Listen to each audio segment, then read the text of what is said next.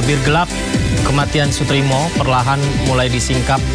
Pembongkaran makam dan ekshumasi jasad resmi dilakukan demi memburu jejak kebenaran. Publik kini harus menanti 2 hingga 3 pekan lagi hasil autopsi mantan pegawai ex-Jampitsus ini. Di tengah sederetan kejanggalan yang mewarnai, polisi dituntut bekerja tanpa ada manipulasi dan intervensi. Akan berkembang sejauh apa peristiwa ini? Saya Yudi Handoyo, inilah Sindo Prime.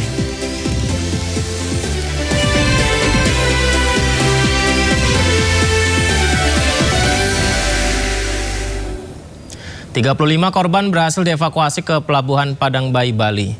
Seluruh korban masih mendapat perawatan medis dan pendataan dari pihak pelabuhan. Jadi pemirsa, pasca terbakarnya KMP Putri Yasmin di perairan Lombok, proses evakuasi korban masih terus berlangsung. Kita bisa saksikan ya beberapa penumpang yang coba dievakuasi. Ada yang ditandu, di mana sekitar 35 penumpang berhasil dievakuasi ke Pelabuhan Padang Bayi. Seluruhnya dalam kondisi selamat. Ya, tangis haru seperti yang kita saksikan menyambut kedatangan korban yang ditunggu oleh pihak keluarga. Yang membawa anak kecil, lansia, dan seluruh penumpang langsung dievakuasi ke kantor SDP untuk mendapat pertolongan. Ada yang ditandu juga ya. Ya, korban-korban mengaku bersyukur bisa selamat, di mana seluruh penumpang masih berusaha memberi kabar kepada sanak keluarganya lewat telepon karena alat komunikasi dan barang-barang masih tertinggal di kapal. Masih penumpang yang di Padang Bayi dengan jumlah 35 penumpang. Tiba-tiba ada asap, terus apinya besar. Ibu lihat asap itu di bagian mana, Bu? Di belakang atau di mana? Iya, di belakang. Di belakang. Sebelumnya pemirsa, kapal motor penumpang Putri Yasmin terbakar di perairan Lombok, Nusa Tenggara Barat. Sebanyak 116 penumpang telah dievakuasi. Kapal motor penumpang Putri Yasmin terbakar di perairan Lombok, Nusa Tenggara Barat. KMP Putri Yasmin yang melayani rute Padang Bayi Lembar dilaporkan terbakar di perairan Lombok. Kapal terbakar sekitar pukul 5 pagi waktu Indonesia Tengah. Saat kejadian, ketinggian ombak mencapai 2 meter. Informasi awal menyebutkan evakuasi dilakukan oleh kapal Portling 2 yang melintas di sekitar lokasi. Sejumlah penumpang yang terombang-ambing di tengah laut berhasil dievakuasi oleh tim SAR. Penyelamatan penumpang KMP Putri Yasmin terus dilakukan. Langsung masuk. Saat ini proses evakuasi penumpang Putri Yasmin itu 33 orang dievakuasi oleh KMP Portling 2 menuju ke Pelabuhan Padang Bayi. Posisi saat ini KMP Portling 2 di perairan Nusa Penida, kurang lebih 45 menit nyandar di Pelabuhan Padang Bayi. Itu pergerakan, Pak, sementara kalau dari Baik, dari Basarnas pergerakan KN SAR Arjuna bergerak dari Pelabuhan Padang Bayi menuju ke lokasi KMP Putri Yasmin, dan satu buah RIB dari Nusa Penida juga bergerak menuju ke lokasi Putri Yasmin. Dan kami dari Posar Karangasem standby di posko Padang Bayi untuk melaksanakan koordinasi. 116 penumpang yang telah dievakuasi, 1 diantaranya meninggal dunia. Sementara 50 orang penumpang lagi yang diselamatkan oleh kapal asing. Tim Liputan iNews melaporkan. Langsung masuk. Kita ke informasi lainnya, mengusut misteri kematian Sutrimo. Polisi hari ini membongkar makam dari Sutrimo, orang dekat ex-Jampitsus Febri Adriansyah di Banyumas, Jawa Tengah. Jadi ini adalah kegiatan pada siang hari tadi pemirsa ya. Ekshumasinya kira-kira 3,5 jam. Jadi ya kalau kita lihat ini beberapa petugas di mana ekshumasi melibatkan personel gabungan dari ahli forensik Polda Metro Jaya, Polda Jawa Tengah, dan juga Polresta Banyumas. Jadi pemirsa, bongkar makam dilakukan atas permintaan keluarga yang menduga ada kejanggalan dalam meninggal dunianya Sutrimo. Autopsi ulang diharapkan dapat menemukan bukti baru untuk melengkapi proses penyidikan. Dalam proses ini tim forensik mengambil sampel untuk pemeriksaan laboratorium histopatologi, toksikologi, dan identifikasi DNA. Rangkaian ekshumasi terhadap jenazah almarhum Sutrimo telah selesai dilaksanakan mulai pukul 09.30 WIB hingga pukul 13.00 WIB, lebih kurang 3,5 jam pelaksanaan. Ini merupakan proses bagian dari penyidikan yang ditangani oleh Ditreskrim Polda Metro Jaya. Dari hasil pemeriksaan kami, dari hasil ekshumasi dan otopsi, bahwasanya yang kami periksa itu adalah jenazah laki-laki umur sekitar 40 tahun dengan panjang badan 166 cm. Dari hasil pemeriksaan dalam, pemeriksaan luar dan pemeriksaan dalam, secara visual kami tidak mendapatkan tanda-tanda luka yang dimana diakibatkan oleh karena kekerasan tubuh maupun kekerasan tajam. Nah, untuk itu kami melakukan pemeriksaan lebih lanjut guna mengambil sampel-sampel untuk memastikan mencari penyebab pasti kematian. Maka kami melakukan pemeriksaan diantaranya yaitu adalah pemeriksaan histopatologi. Nah, nanti akan dilakukan oleh dokter spesialis patologi anatomi.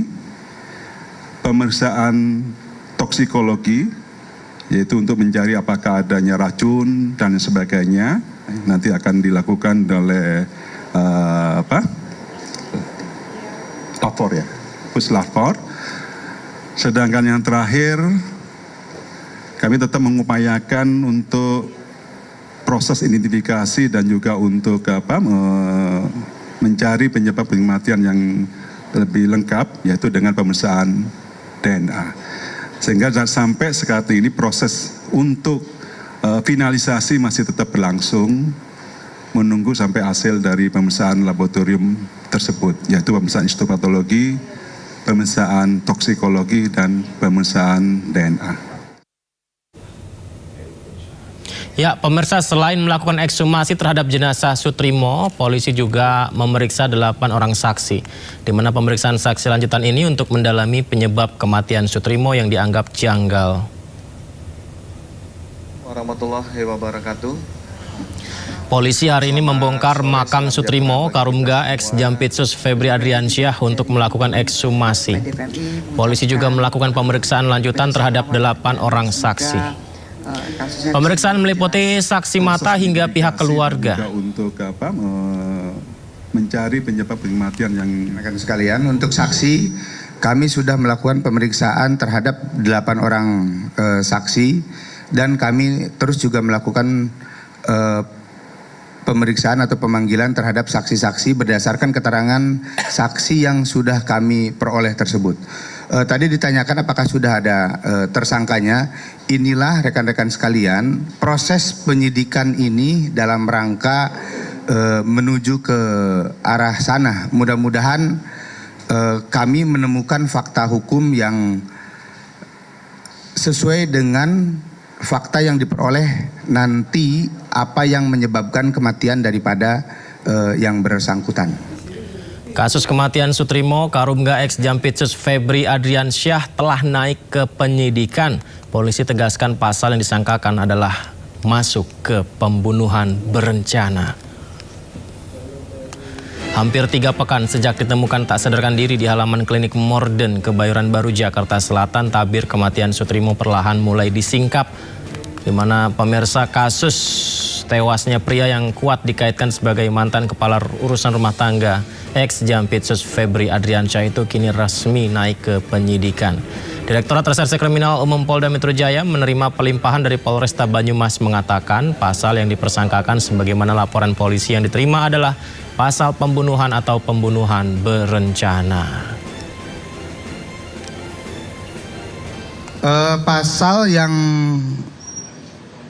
dipersangkakan sebagaimana laporan polisi yang kami terima itu adalah pasal pembunuhan ataupun pembunuhan berencana. Ex-Kabar Reskrim Polri Susno Duaji menilai ekshumasi jasad Sutrimo yang telah dimakamkan 21 hari lalu sebenarnya sudah terlambat. Meski demikian, langkah ini penting untuk dilakukan sebagai bagian proses penyidikan. Berikut cuplikan dialognya. Nilai terlambat ya, ini terlambat ya, tapi tidak ada kata terlambat itu dalam penyidikan ya, lebih baik telat daripada tidak gitu kan. Karena ini sudah cukup lama waktunya. Kenapa lama? Yaitu dari tanggal 23 ya peristiwanya, 23 Juli, kemudian sekarang sudah tanggal 11, besok 11 Agustus. ekshumasinya tanggal 12. Kalau besok tanggal 12 berarti kan sudah hampir 20 hari ya. Mudah-mudahan saja hasil ekshumasinya itu masih cukup baik gitu. Artinya kondisi jenazahnya masih bisa untuk diadakan uji laboratorium ya, terhadap lambung, terhadap ginjal dan sebagainya, organ-organ dalam daripada Pak Sutrimo ini, mudah-mudahan. Mantan Jampitsus Febri Adriansyah mengungkapkan kesedihan mendalam sejak mengetahui kematian orang dekatnya Sutrimo. Febri kini menunggu hasil penyelidikan polisi untuk mengungkap penyebab kematian Sutrimo. Melalui kuasa hukumnya, Febri Adriansyah juga mengungkap Sutrimo memang mengalami sakit yang sudah cukup lama. Jadi tim kuasa hukum mendapatkan pesan dari Pak FA dan keluarga bahwa Pak FA dan keluarga sangat sedih dan berduka cita sejak mengetahui kematian almarhum Sutrimo. Pihak keluarga, kami tentu saja berharap kita semua menunggu dan menyimak informasi resmi yang disampaikan oleh pihak kepolisian, karena kami menghormati proses hukum yang sedang berjalan, termasuk proses ekshumasi yang kami dengar informasinya di media itu dilakukan hari ini. Kami juga menyimak apa yang disampaikan oleh pihak dokter dari Polri bahwa dari kajian ekshumasi ini nanti baru bisa ditentukan atau disimpulkan penyebab kematian apakah natural atau anatural. Jadi sebagai warga negara yang baik dan juga dalam konteks negara hukum tentu kita hormati proses hukum yang berjalan di Polda tersebut. Sekali lagi kami sampaikan Pak FA dan keluarga menyampaikan duka cita terkait dengan kejadian ini, dan yang diketahui oleh pihak keluarga selama ini memang almarhum itu mengalami sakit yang sudah cukup lama, sejak bertahun-tahun yang lalu, dan tentu saja pihak keluarga sedih mendengar kabar kematian almarhum Sutrimo tersebut. Terima kasih. Ya, informasi selanjutnya pemirsa, sidang pra-peradilan ex Wakil Kepala BGN Ludwig Pusung yang seharusnya digelar hari ini ditunda. Sidang perdana yang seharusnya digelar hari ini di Pengadilan Negeri Jakarta Pusat ditunda hingga Kamis 13 Agustus 2026, di mana penundaan dilakukan karena kelengkapan legal standing para pihak belum terpenuhi.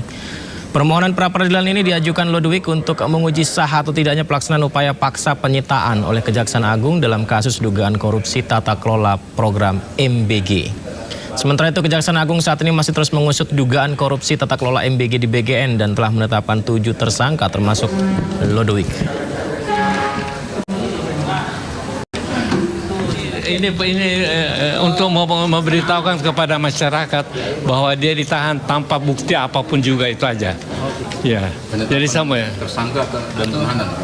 Baik penahanan, baik penggeledahan apa segala macam, bagaimana mungkin ditahan karena tidak akan mengulangi perbuatannya. Selama dia 2 bintang sampai 3 bintang dia kondisinya bagus. Bagaimana untuk melarikan diri? Bagaimana untuk menghilangkan barang bukti apa yang diambil dari dia? Makanya saya bilang ini perkara penuh rekayasa. Makanya saya berani muncul dan berani mempertaruhkannya bahwa dia sama sekali direkayasa. Mantan Menteri Pendidikan, Kebudayaan, Riset, dan Teknologi Nadiem Makarim kembali menjalani sidang banding di Pengadilan Tinggi DKI Jakarta terkait dugaan korupsi pengadaan laptop Chromebook. Nadiem menyoroti uang pengganti 809 miliar rupiah yang dibebankan padanya dan menegaskan dirinya tidak pernah menerima uang itu. Dalam sidang banding ini pihak Nadiem menghadirkan 2 saksi dari pihak Gotoh yakni Andre Sulistyo dan Adesti untuk kembali membuka fakta-fakta yang menurutnya belum dipertimbangkan dalam putusan pengadilan negeri. Nadiem mengklaim transaksi 809 miliar rupiah tersebut tidak pernah masuk ke rekeningnya dan seluruh dana telah kembali ke rekening PT Akap. Ia juga membantah adanya hubungan antara transaksi 809 miliar dengan kebijakan pengadaan laptop Chromebook termasuk dengan pihak Google. Menurutnya, pemberian uang pengganti tidak sesuai dengan pertimbangan putusan pengadilan negeri yang menyebut tidak ada unsur memperkaya diri dan Nadiem turut menyinggung perkara IBAM yang juga terkait kasus pengadaan laptop Chromebook dan Windows yang mana menurutnya IBAM tidak pernah menerima aliran dana. Saudara terdakwa. Pada saat di pengadilan negeri itu sudah dibuktikan bahwa 809 miliar itu tidak sepeser pun saya terima. Bahkan saya tidak mengetahui mengenai transaksi 809 miliar itu karena memang semua sudah dikuasakan kepada Gotoh, semua urusan korporasi. Bukan hanya tidak menerima sepeser uang pun, uang itu seutuhnya balik ke rekening PT Akap dan semuanya bukti transfernya sudah ada. Dan yang lebih janggal lagi adalah bahwa transaksi itu tidak ada hubungannya dengan Google, pihak yang dituduh diperkaya oleh kebijakan saya. Jadi bayangkan betapa kejamnya penuntutan dan manipulasi fakta dan hukum di era Jampitsus yang lama. Bahwa suatu transaksi yang tidak ada hubungannya dengan saya, tidak ada hubungannya dengan Google, dicomot begitu saja lalu dijadikan tuntutan uang pengganti. Kita ke kasus lain, pemirsa. Ex-Menteri Agama Yakut Kholil Kaumas jalani sidang perdana dengan dugaan korupsi kuota haji tambahan. Yakut didakwa rugikan negara 622 miliar rupiah.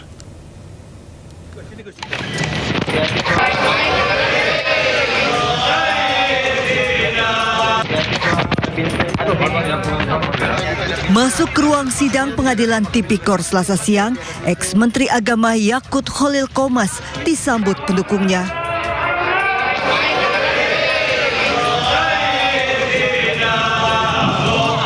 Para pendukung Yakut mengumandangkan selawat Asgil. Selawat ini biasanya dikumandangkan sebagai doa perlindungan diri dari orang yang berbuat zalim.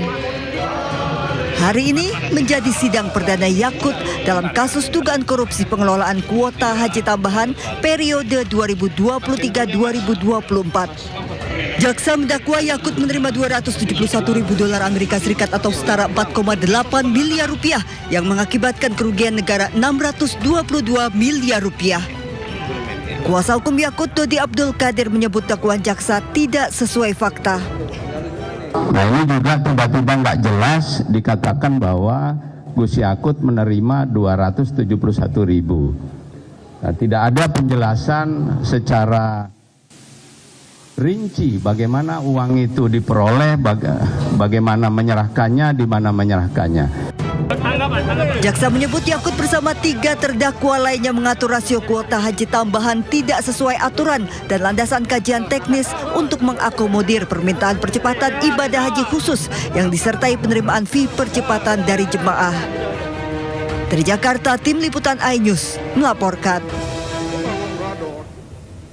Usai sidang, mantan Menteri Agama Yakut Kholil Kaumas membantah telah menerima uang sekitar 4,8 miliar rupiah terkait kasus dugaan korupsi kuota haji tambahan.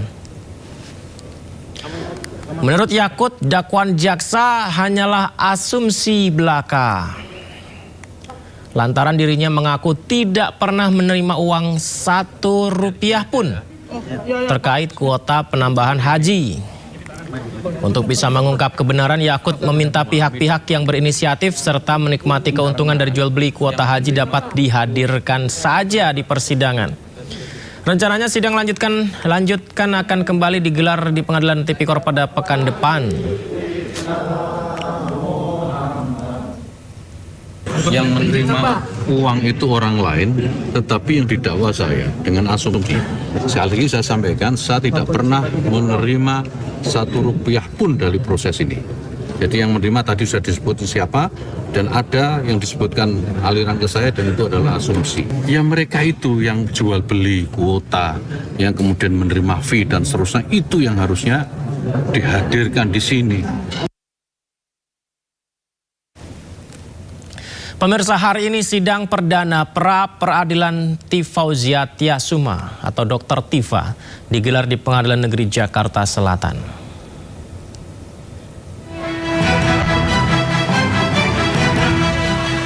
Sidang pra-peradilan yang diajukan oleh Tifauzia Tiasuma atau Dr. Tifa digelar hari ini di ruang sidang utama Pengadilan Negeri Jakarta Selatan. Agenda sidang hari ini adalah pemanggilan kedua pihak. Dr. Tifa menyebut pra-peradilan untuk menguji sah atau tidaknya penghentian penuntutan terhadap dirinya dalam kasus ijazah Presiden ke-7 Joko Widodo. Juga ingin luruskan bahwa masyarakat Indonesia itu supaya tahu ya bahwa saya memperjuangkan keadilan termasuk utamanya kebenaran terkait dengan polemik ijazah ini sudah dari sejak tahun 2022. Bukan baru kemarin, sudah 4 tahun. Dan hasil dari penelitian saya sudah saya bukukan, sudah saya publikasikan, sudah saya seminar-seminarkan. Jadi pekerjaan saya sebagai peneliti di sini sudah selesai. Lalu, untuk itu maka saya harus mendharma baktikan ilmu saya untuk urusan-urusan yang jauh lebih penting untuk saat ini. Urgent, ya, tetapi persidangan ini tetap saya hadapi. Sebagaimana diketahui pertanggal 23 Juli 2026 lalu, Dr. Tifa tidak lagi menjadi terdakwa karena perkaranya sudah dinyatakan batal demi hukum oleh Hakim PN Jakarta Timur melalui putusan sela. Bahkan berkasnya pun sudah dikembalikan ke kejaksaan. Namun demikian, 3 hari kemudian kejaksaan membuat dakwaan baru. Sidang pembacaan dakwaan baru rencananya akan digelar besok. Dari Jakarta, tim liputan iNews melaporkan. Ya, berkaitan dengan ijazah, pemirsa, PT UN Jakarta menolak permohonan keberatan UGM atas keterbukaan informasi ijazah Presiden ke-7 RI Joko Widodo dan mewajibkan UGM membuka dokumen akademik Joko Widodo ke publik.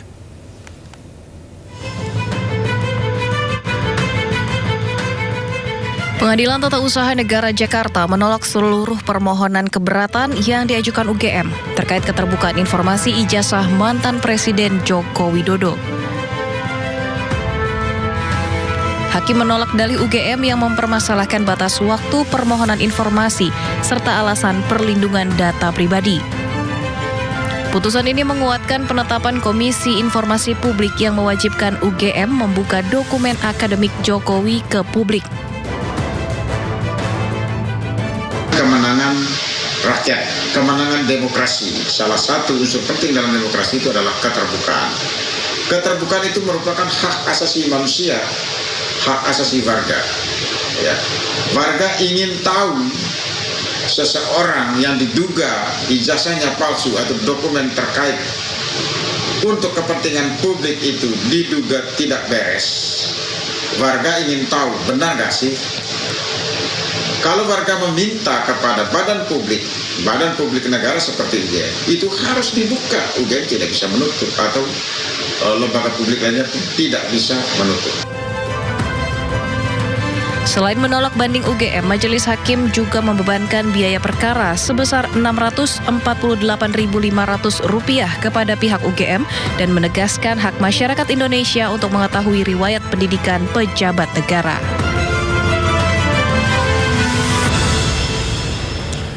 Polisi menangkap 2 penyekap lansia di sebuah apartemen di Tangerang Selatan, Banten.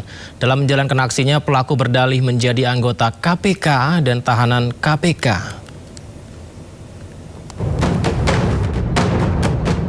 Dua penculik ini tak berdaya saat ditangkap unit reskrim Polsek Serpong, Tangerang setelah menyekap seorang lansia di sebuah apartemen.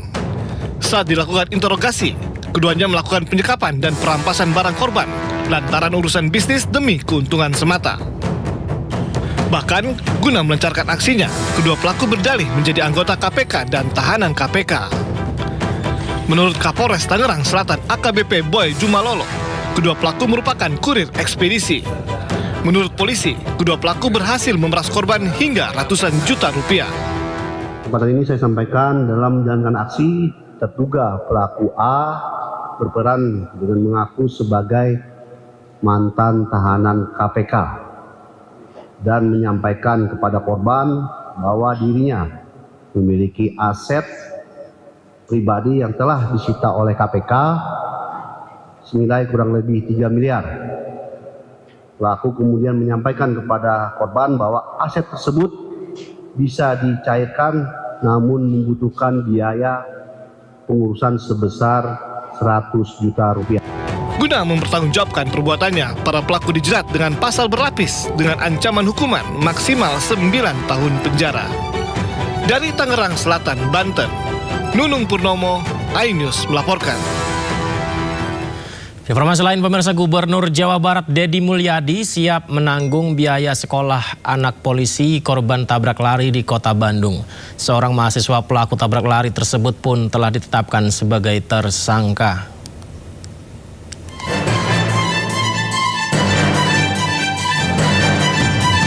Gubernur Jawa Barat Deddy Mulyadi mendatangi rumah duka anggota polisi Polrestabes Bandung yang menjadi korban tabrak lari di kawasan Batu Nunggal, Bandung. Deddy Mulyadi mengimbau agar seluruh aparat yang bertugas harus selalu waspada dan siaga. Deddy Mulyadi pun akan membiayai sekolah anak-anak almarhum hingga lulus. Meninggal ditabrak oleh orang dalam keadaan menjalankan tugas patroli malam. Ini adalah supporting saya untuk mereka yang menjalankan tugas dan mengalami musibah saat menjalankan tugas. Ya, selanjutnya pada seluruh aparat semuanya harus waspada, siaga. Juga kalau mengendarai kendaraan bermotor sudah nggak boleh sendiri. Nanti anak-anaknya biar saya ngurus sekolahnya, biar menjadi anak saya lah, biar nambah koleksi anak-anak didik saya yang bersekolah dari ayah-ayah yang meninggal karena menjalankan tugas atau karena faktor-faktor lain. Saat ini Polrestabes Bandung telah menetapkan tersangka seorang mahasiswa berinisial A karena telah menyebabkan Aibtu Asep meninggal dunia. Dari Bandung, Jawa Barat, Ervan David, iNews melaporkan. Di tengah isu reshuffle kabinet yang kian kencang, bulan Agustus ini muncul isu Menko PMK Pratikno mengundurkan diri. Jadi ia dikabarkan mundur dari kabinet Prabowo Gibran karena alasan sakit.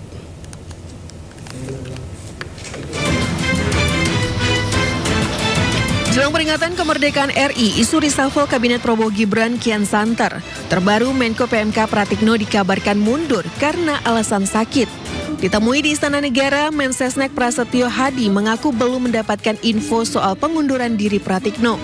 Tapi Prasetyo tegas membantah Menko PMK sedang sakit. Apalagi itu? Kata siapa lagi itu? Kabarnya Mas. Saya belum dengar.